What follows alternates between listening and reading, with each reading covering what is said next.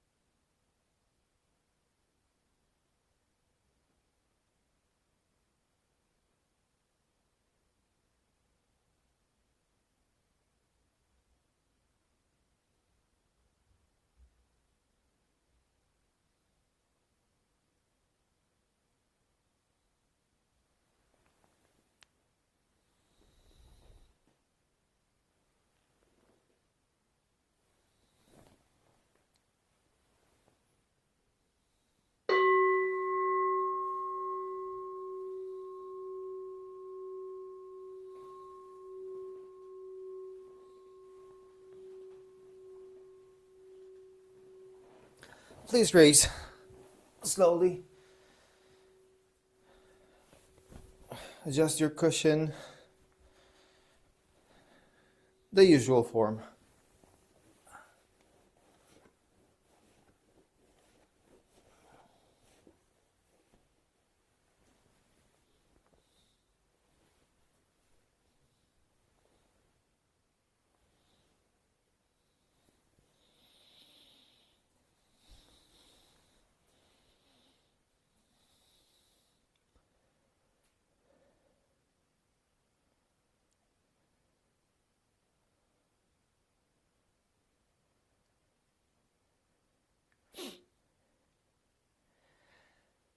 Lovely. As usual, we're gonna end this part of the practice today with the Joka, the morning service, because it's the monthly, because it's our monthly Zazenkai, let's call it that. In accordance with the one on Friday, we're going to do the identity of relative and absolute as well as we chant. So we just need a second to prepare. After that, we have our once a month little talk and discussion. So if you can stay for that too, that would be lovely. I hope you do. I know that at least some of you need to walk away, right, Ian?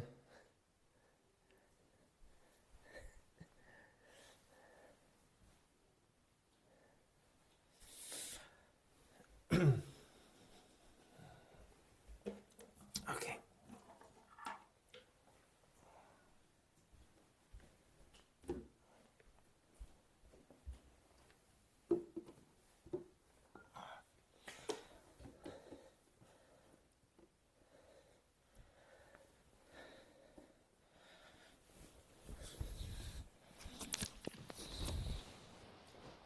How's that, Kote?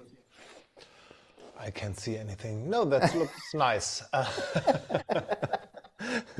That's more a matter of my glasses. That will be interesting. Let's see what I remember. Am I decapitated? Yeah. No. All good. All fine. The sun is hitting you. Well, Just nice. I attract the light.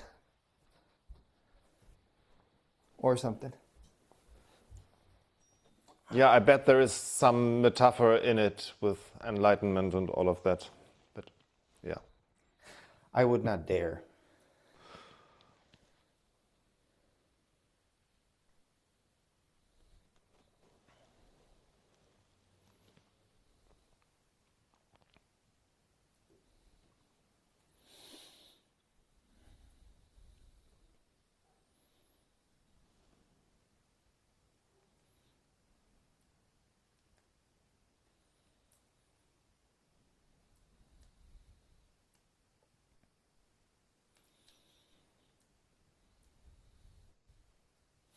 Oh, this one is really smoky today.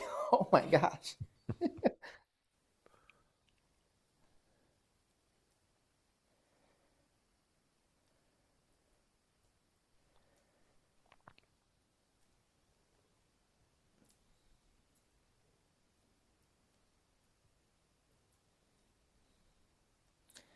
Okay, we're almost ready. Almost ready.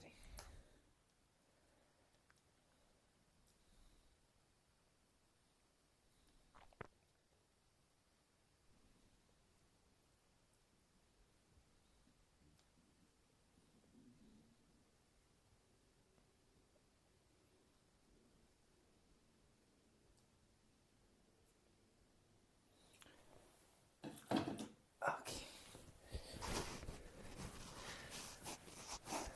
Well, you all know that we adapt here to our bodies and needs.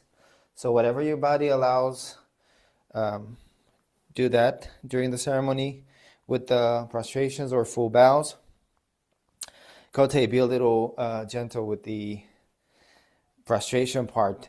For all those of you everyone that's here, today is probably Junsho's first Zazenkai, where he gets to wear the okesa that was given to him some days ago.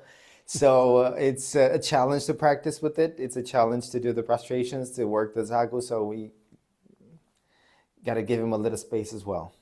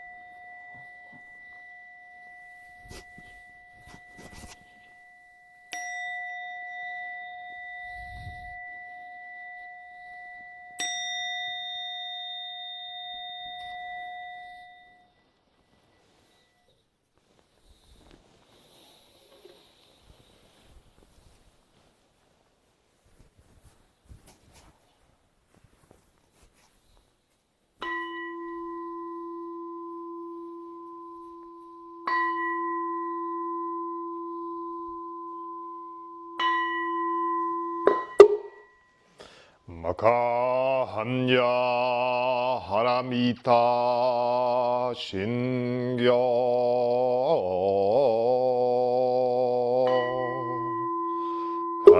간지 사이보 사츠교진 한야 하라미타지 쇼켄고 가이크도 이사이크 야크샤리시 시키푸이 크크푸이 시키 서쿠제 크크 서쿠제 시키주 서교 시키 야크분요제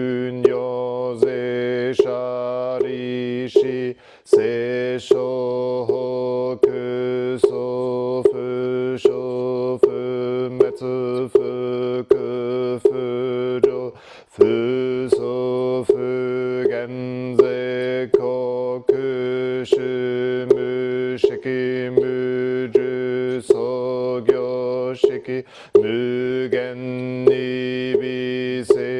신니무 시키쇼코미 소쿠요 무겐 가이나이시 무이 시키카이 무무묘 야쿠무무묘진 나이시무로시 야쿠무로시진 무크슈메츠로 무시 야쿠무토쿠이 무쇼토코 보다이 사타이 한야하라미타코 신무케게 무케게코 무크푸언리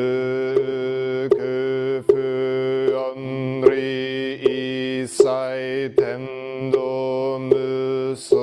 職業ね安山税小仏へ般若波羅蜜多徳は木たら三脈三菩提高知般若波羅蜜多世大人種世大名種世無常種世無とど種農場一切空人術不国説般若波羅蜜多種即説種仏伽て伽て原伽て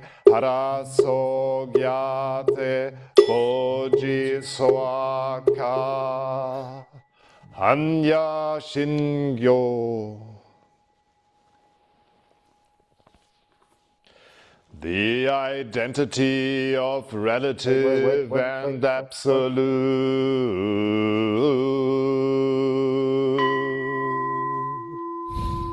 The mind of the great sage of India is intimately conveyed west and east, while human faculties are both wise or dull. In the way there are no northern or southern ancestors. The subtle source shines clear in the light, the branching streams flow in the dark. To be attached to things is primordial illusion, to encounter the absolute not yet enlightenment. All spheres, every sense and field intermingle even as they shine alone, interacting even as they merge, yet keeping their places in expressions of their own. Sights differ primarily in shape and character, and sounds in harsh and soothing tones. The dark makes all words one, the brightness distinguishes good and bad phrases. The four elements return to their true nature as a child turns to its mother. Fire is hot, water is wet, wind moves and the earth is dense. Eye and form, ear and sound, nose and smell, tongue and taste, the sweet and sour, each independent of the other, like leaves that come from the same root. And though leaves and root must go back to the source, both roots and leaf have their own uses. Light is also darkness, do not think of it as darkness. Darkness is light, do not see it as light. Light and darkness are not one, not two, like the foot before and the foot behind in walking. Each thing has its own being, which is not different from its place and function. The relative fits the absolute as a box and its lid. The absolute meets the relative like two arrow points that touch in midair. Hearing this, simply perceive what is, make no criterion. If you do not see the way, you do not see it even if you walk upon it. Walking forward in the way, you draw no nearer, progress no farther. One who fails to see this truth is mountains and rivers away. Listen, those who would perceive this subtle matter, live well your time by night and day.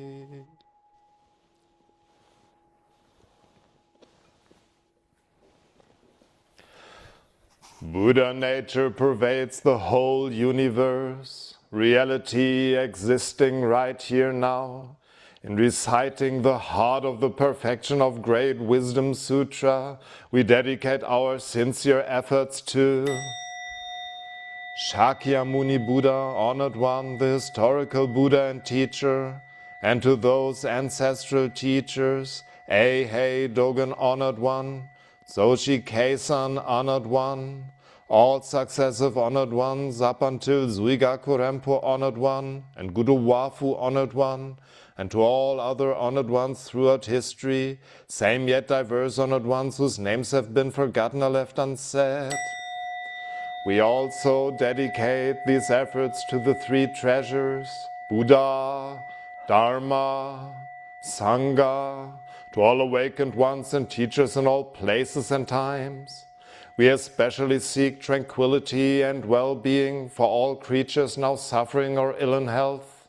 May they be serene through all their ills. May their lives be at peace and wisdom pervade the darkness of ignorance.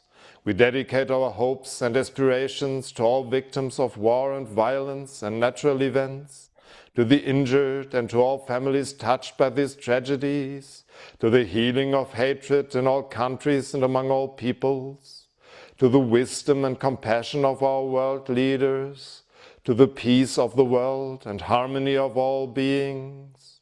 Thus let the harmful effects of words, thoughts and actions be dispelled and compassion bloom in perpetual spring. May we all realize and live the enlightened way together. All Buddhas throughout space and time, all Bodhisattvas, Mahasattvas,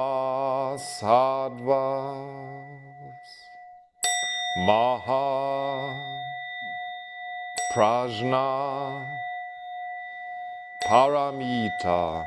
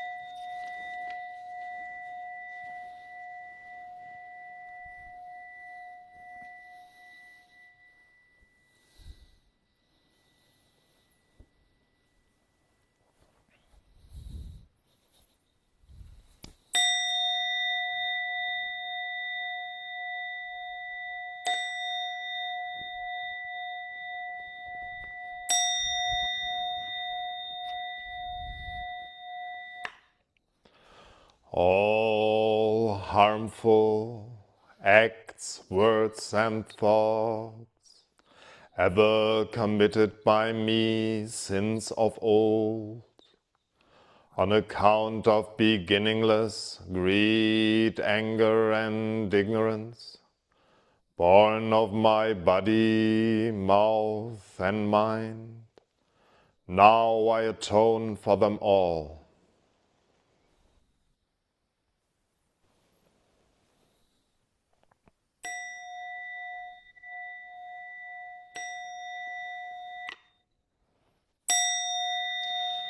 To save all sentient beings, though beings numberless, to transform all delusions, though delusions inexhaustible, to perceive reality, though reality is boundless, to attain the enlightened way, a way non-attainable, to save all sentient beings, though beings numberless, to transform all delusions, though delusions inexhaustible, to perceive reality, though reality is boundless, to attain the enlightened way, a way non-attainable, to save all sentient beings, though beings numberless, to transform all delusions, though delusions inexhaustible, to perceive reality, though reality is boundless, to attain the enlightened way, a way non-attainable.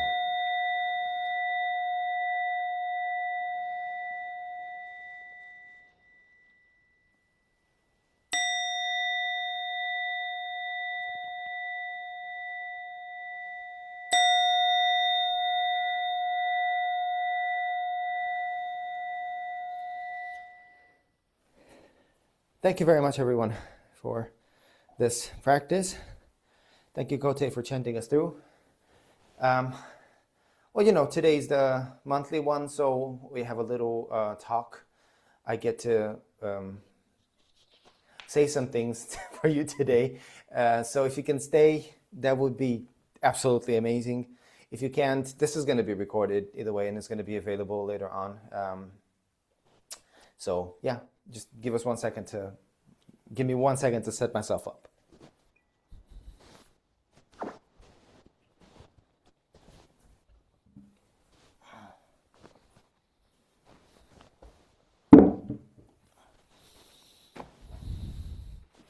What time is it, Kote? I can't see anything. 24 past. Oh, wow.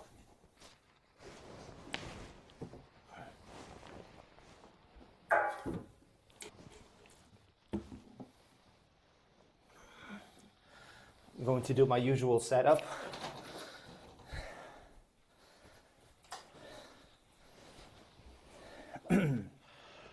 I stole you guys an incense offering and chanted through. I hope nobody noticed. I did. I did. I kept saying, wait, but you didn't hear me.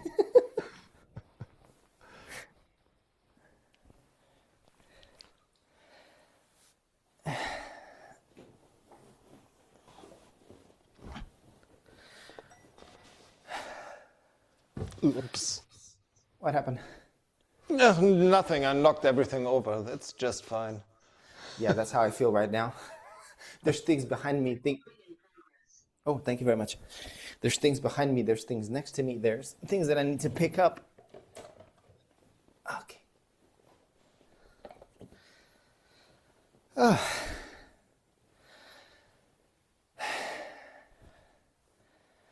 Well, good morning again to you all. I was so excited about being able to do this. And it wasn't about the Dharma talk itself, but rather about being able to talk to you face to face. I think you know me well enough at this point to know how much I enjoy that. So when we sit together, we stare at the wall, we see each other at a distance maybe. Or, sometimes we might say a few words, but it's never really like this. So this for me is just wonderful. And I'm for anyone of our usual group that's gonna be catching up with the recording, would have loved to have you here, but we are thinking about you. So we do miss you, all of our regulars. Also, a disclaimer, or maybe just to set the tone for this particular thing. This talk today is not meant to be, this is the Dharma and this is how you should understand it. That's absolutely not the point of it. The attempt here on my part is to simply convey my own understanding or take or perspective on this particular aspect of our practice. Kote, did you want to start with the verse? I realized as I saw him holding the ink in. Let's recite the verse of opening the sutras, and then I can continue.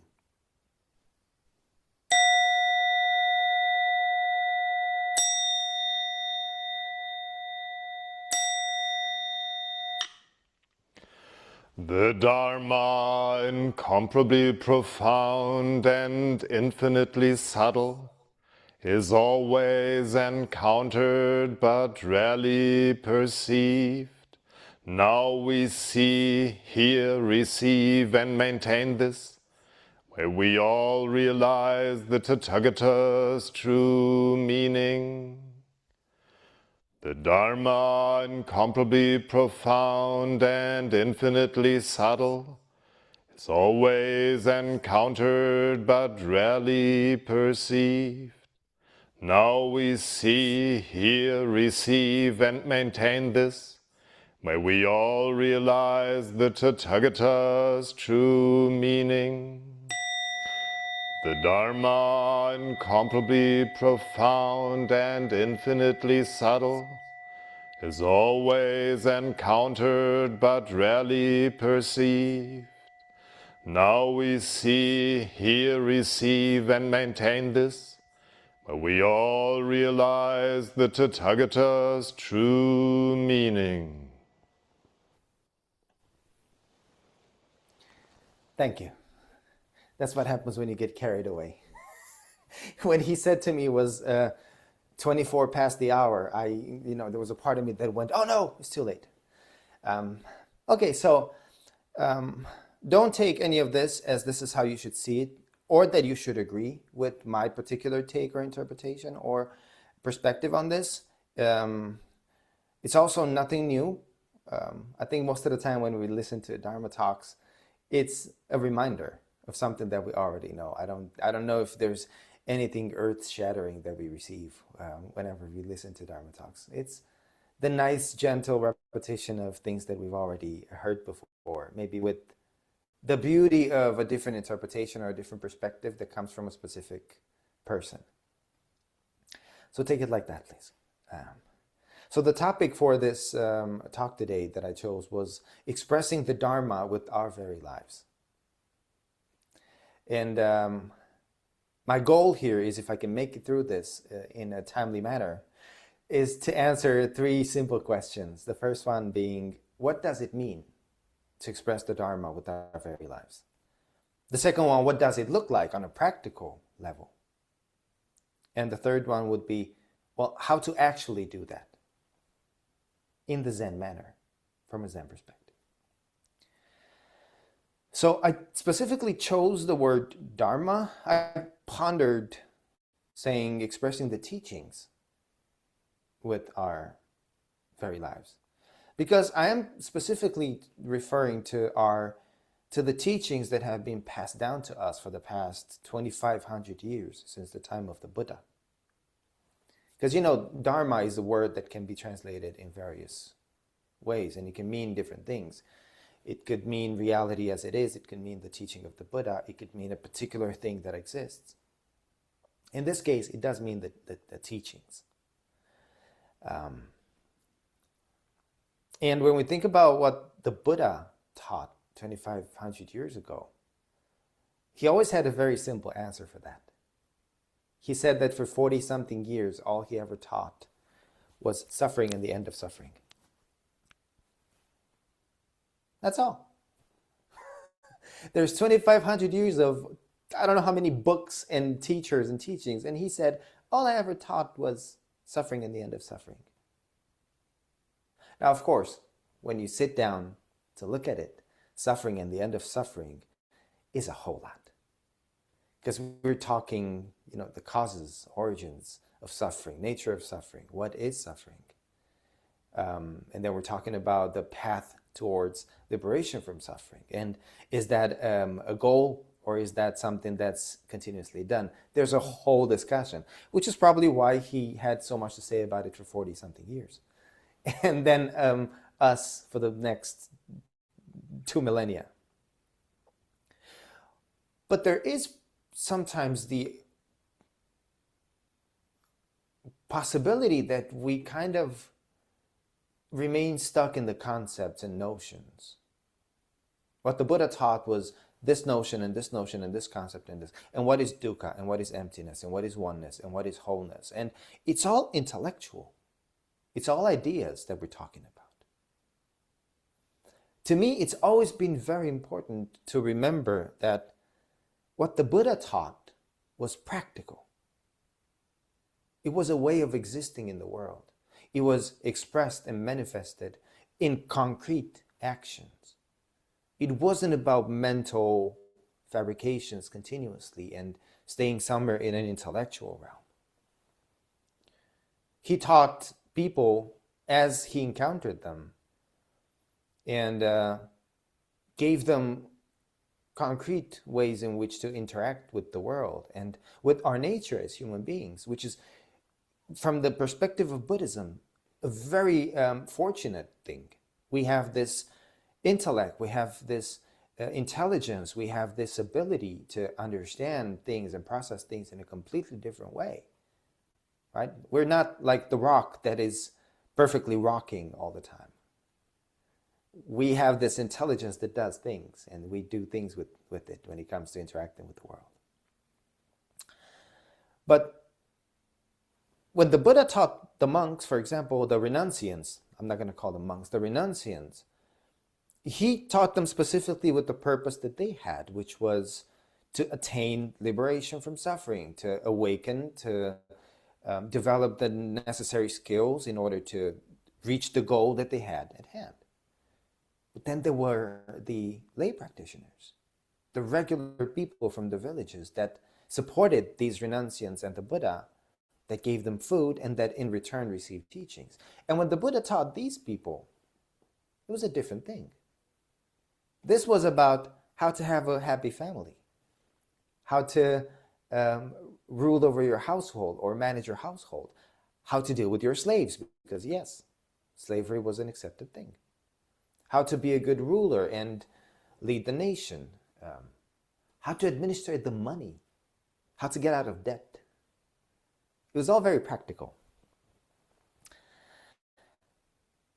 So we always talk about, even a few minutes ago, we recited to attain the enlightened way, a way non-attainable.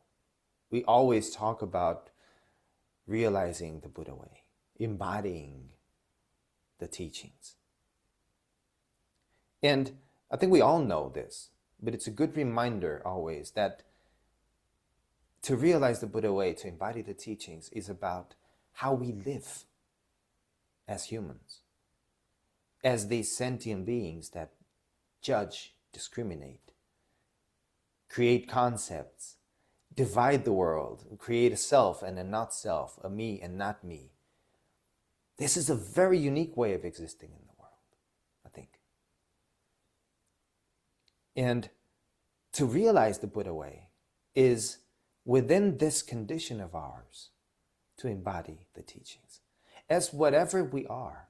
Because we are humans, but right now, all 9 of us, we come here as Buddhists or as Zen practitioners. This is one hat that we wear. And we come here and we sit down in a specific way and we take a specific posture and we put our hands in a specific way and we do things in a particular form, and that's how we express the teachings, the Dharma, in this particular occasion. But then we get up from the cushion here and we say goodbye to each other. We take off the robes and the rakusus and we continue to put on different hats, right? So we're going to be bodhisattvas when we work for the benefit of all sentient beings or do something. But we're also parents. Someone's daughter or son. We're someone's employer or employee. We're someone's friend, someone's customer. And to embody the Dharma, to express the Dharma, does not exclude those different forms that we take throughout the day. Nothing is outside the jurisdiction of practice in that sense. So, to me, that means that the way that we focus on, the way that we study, the way that we engage with here, now, also needs to come alive everywhere and anywhere, regardless of where we find ourselves. It's not about assigning a specific form to it, and we only express the teachings when we are in a quiet room that smells like incense, where there's a cushion that has a white strip, only when we hold hands like this or put on a specific accessory or a robe or something. It's anywhere and everywhere. The practice, the teachings are for any and every moment of our existence, however small or big we might deem it to be. Because ultimately, we bring the Dharma to life as ordinary people. We don't need to be something special to become something special in order to express the teachings, to embody them with our actions. So we can say that to be dedicated to the way of the Buddha in the Zen manner is to be dedicated to continuously acting out these teachings, to make them grow and blossom and bear fruit in the soil of our mundane life. When we go to the supermarket, when we pass our neighbor down the street, when we bump into that one neighbor that, I don't know, doesn't keep the dog on the leash or doesn't, pick up the poop from the dog, and we always get angered by that. Or, I don't know, that one family member that we deal with at dinners and gatherings that just drives us crazy because they are, I don't know, politically different than we are, or have these weird ideas and notions that always trigger us. That's the soil from which our practice flourishes. So I wanted to look at what does that look like in practical terms. And there's so many different examples within our literature and teachings. I mean, you could choose whatever. We can look at the precepts, which is what we're doing for these months now throughout Ango. We're looking at the precepts. We analyze that, and that's one way in which we can envision what it looks like to be expressing the teachings. But I wanted to take it back really, really far back towards the earliest existing texts of Buddhism, and then I'm going to try to draw a line towards us. But I picked one particular text that's from a collection of 16 poems that are amongst the earliest sutras available to us. They might actually be pre-sectarian, before there was any Sarvastivadins, Theravadins, Mahayana, or anything. And this is called Before the Breakup of the Body, or Before the Death, during life. And someone is coming to Buddha and saying, seeing how, behaving how, is one said to be at peace. Gautama, tell me about the ultimate person. Tell me about the awakened person. The supreme person is in a different translation. So basically the question is, what does a awakened person act like in the world? It's not what do you do to be an awakened person. It's rather the question is, so when a person that's at peace, that's awakened, what do they look like in this world? Which is the question that we're asking as well. And the Buddha says, free from craving before the breakup of the body, before passing away, for example. Independent of before and the end, not classified in between, no preference is his. So the Buddha starts with a person that's awakened, that's supreme, that's enlightened, that's aware of our enlightened nature, is free from craving, attachment. We can bring that to the precepts in our case and think about which precept aligns with this idea. With not being too filled with desires, not being too attached to our wants and needs, craving. He also says no preference is his.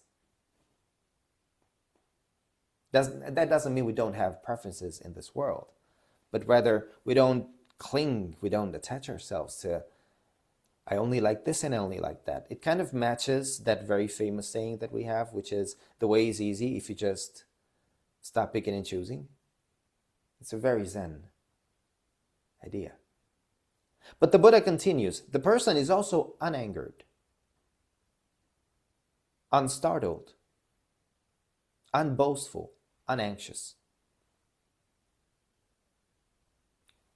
Can you recognize the precepts in this? Refraining from anger, unboastful, do not praise oneself and criticize others, unanxious. Then he says, giving counsel unruffled. He's a sage. His speech is under control. To give counsel unruffled. To be able to meet others where they are. in our day-to-day life. It's not just about teaching the Dharma or expressing the Dharma. It's you talk to your friend that has a problem, and sometimes we think, I know better. Just listen to me. But this is no, give counsel unruffled. Be gentle. Meet people where they are. Use right speech. Say the right thing at the appropriate moment. That's a way of embodying the teachings. The Buddha says, free from attachment with regard to the future, not sorrowing over the past. So, not clinging too much towards plans that might or might not come true, and not dwelling on the past too much, which is something that we all tend to do. Think about an argument with someone. Most people, what they do is they go back to, when did this person hurt me? And I'm going to bring that up. You did this to me, you did that to me. That happened, this happened. Sometimes we can't forgive others because we dwell on the past. Sometimes we can't continue with our life because we are trapped in something that happened in the past. And it makes us suffer, and it keeps us simmering in our big emotions. But the Buddha says, one can be free from attachment of past and future. He then says that this person, this awakened person, sees seclusion in the midst of sensory contacts. This is very Zen, isn't it? I don't need this to be perfect, the space to be super quiet, and no noises to happen in order to be at peace and calm, right? Peace and calm and seclusion come from inside.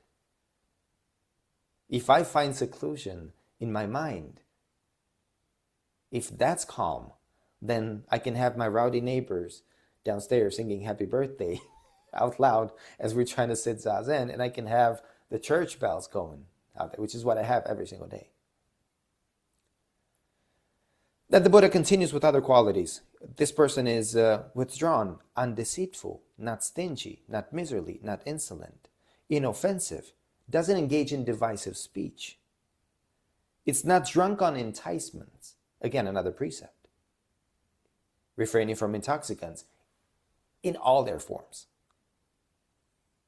He's not given to pride, gentle, quick-witted, beyond conviction and dispassion. I don't hold on to ideas and notions so rigidly that I cannot see anything past them, and I don't live in a completely detached way where I have a dispassion for everything. I don't care about anything. That's not the Buddha way either. We're free from both of those things, conviction and dispassion. The middle way. And then the Buddha concludes, not in hopes of material gain does one take the training. When without material gain, he's in upset. Now we can talk about material gain as an economical gain, but it's also a goalless training within the Buddhist terms. I think this is a fairly good and enlightening description of what it looks like to embody the teachings within this world that we live in and within our lives. And to touch on the last idea of how do we do this? I think it's very clear, we've heard this many, many times. There's two ways that are not actually two. They're not actually separate. One is the most obvious one that everyone kind of lands on from the beginning, which is if I want to express, to practice with the precept of not being angry, I'm going to work with my anger.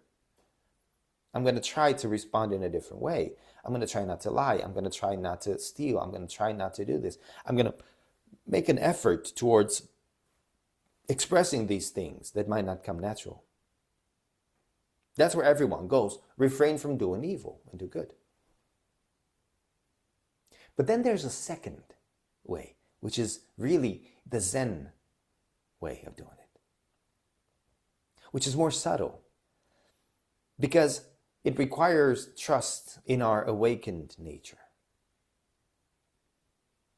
At the core, being awakened naturally, if we trust that our natural action expresses this awakening, we don't need to put forth any effort.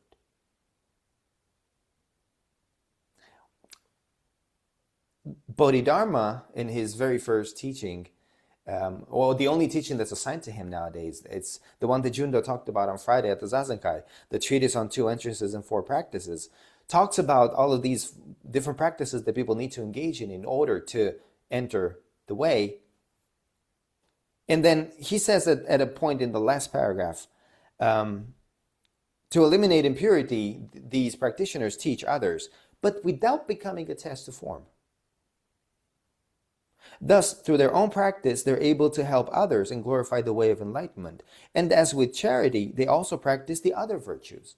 And then he says, while practicing the 6 virtues to eliminate delusion, these are the paramitas that we know: generosity, meditation, wisdom, morality, patience.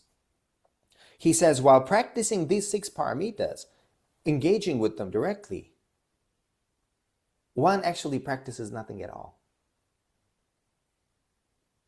It's an effortless practice. It's not based on intellectual fabrication in that sense. And Master Dogen clarifies this in the very famous Shoako Makusa, refraining from doing evils, which we've discussed some months ago at the monthly Zazenkai. Master Dogen says, simply by practicing with our entire body and mind, we can accomplish 80 or 90% of our task without conscious restraint. That's the secret. Conscious restraint is one thing, and it comes from an intellectual interpretation, right? Like, I need to do this and I'm doing that. And that's a fabrication. But our awakened nature is the reality. If we trust that, Master Dogen says, if we just put down discriminations, delusions, separation, divisions, personal preferences, ideas, and notions, if we just put down all of that like we do when we come here in Zazen, and we just throw ourselves into the form of something, 8 or 9 out of 10 things are already accomplished with no conscious restraint.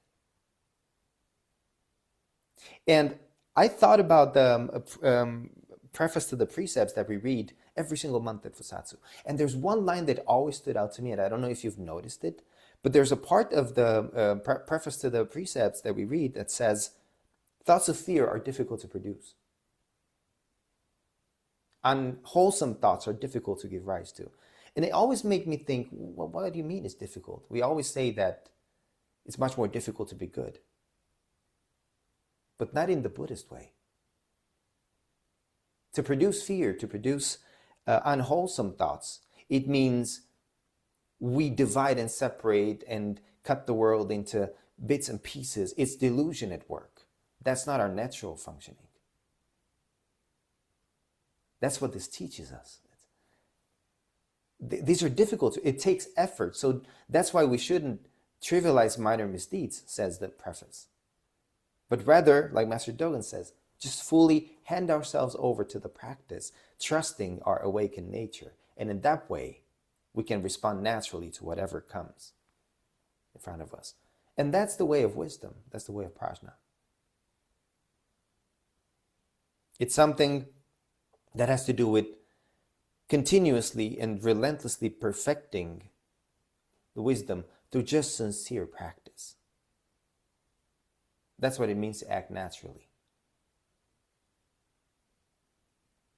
So that's what expressing the teachings of the Buddha means to me in the sense of how to put them to work in our day-to-day lives. And I think I'm going to stop there. That should be enough. I hope at least it raises a few topics for pondering, maybe. Thank you.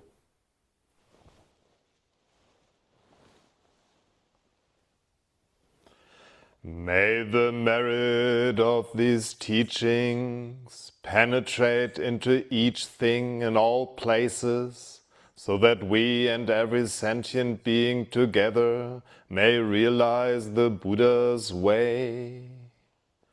All Buddhas throughout space and time, all Bodhisattvas, Mahasattvas, Maha, Prajna, paramita.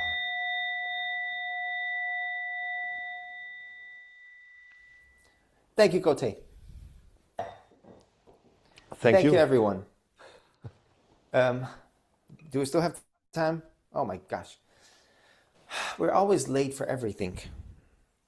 I would be very glad if any of you had any kind of comments, observations, discrepancies, challenge anything that I said, please unmute yourselves and go ahead. Maybe I start then.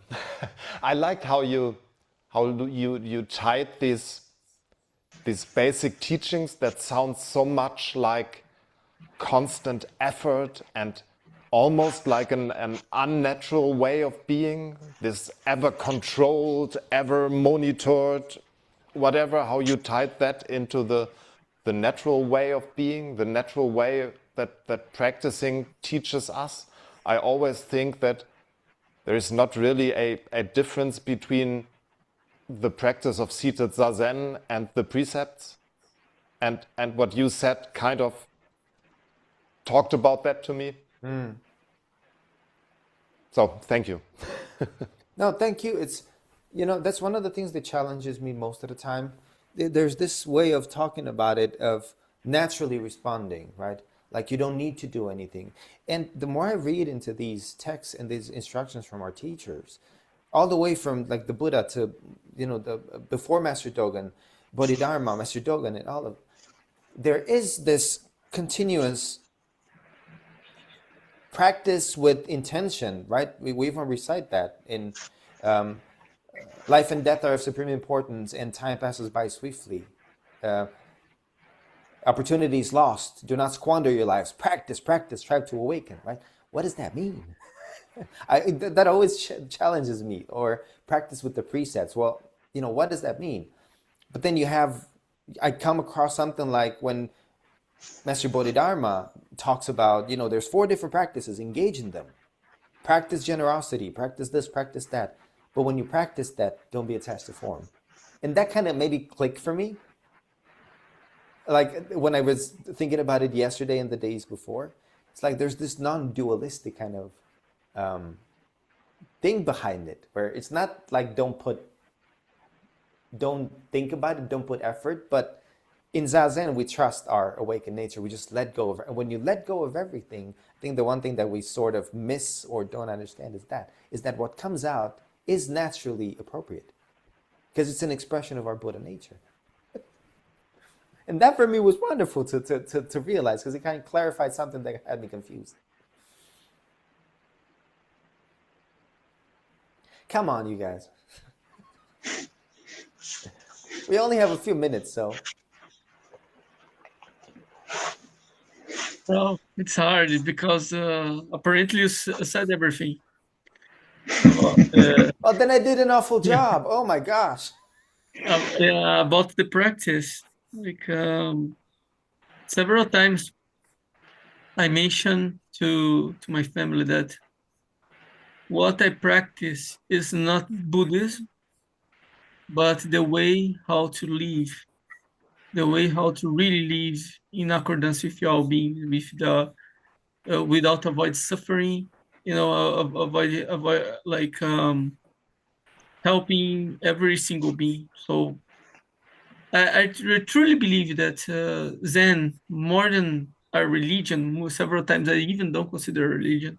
I consider the way how to live, honestly. So for me, you said everything. There's nothing to add. I'm in your team with that. I think that you made a very important point about things coming naturally. I am not, probably as this entire group, not the most learned of our lineage. I don't study to the level that you guys clearly study.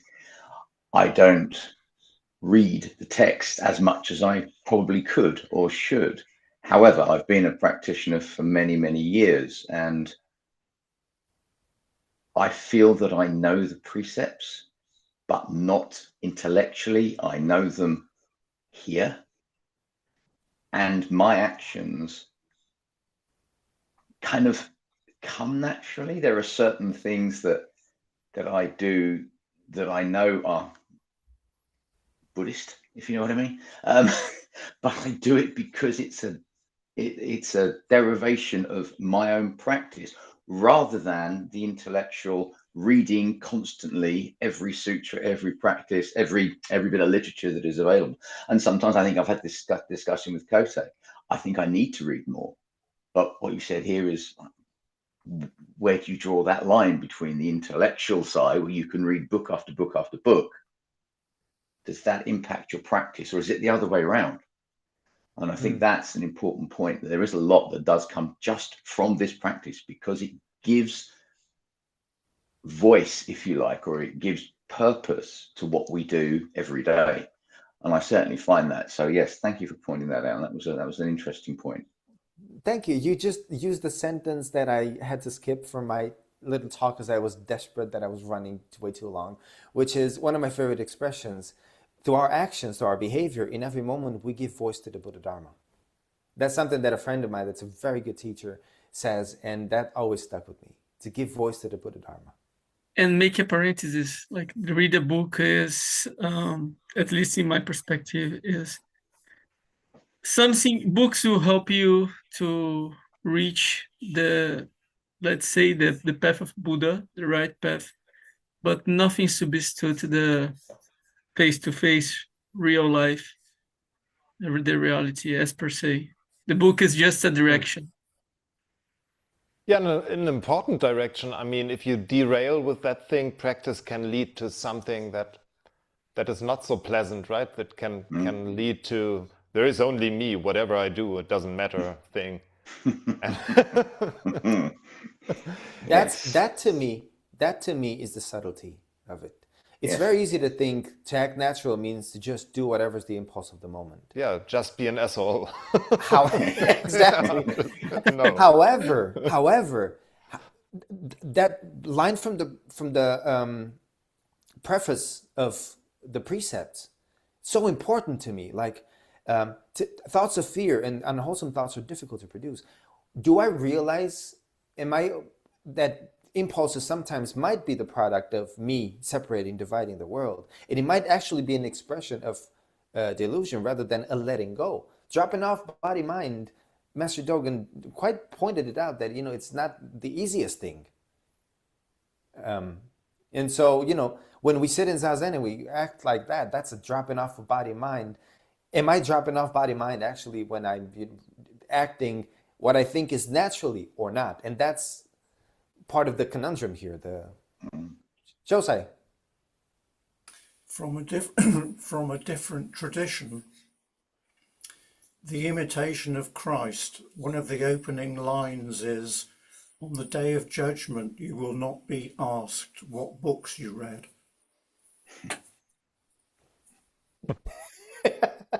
That's wonderful. That's wonderful. I think we're running up kind of long. I mean, for me, I'm good, but there's a tea house happening in the other room. I think Kote might need to be there.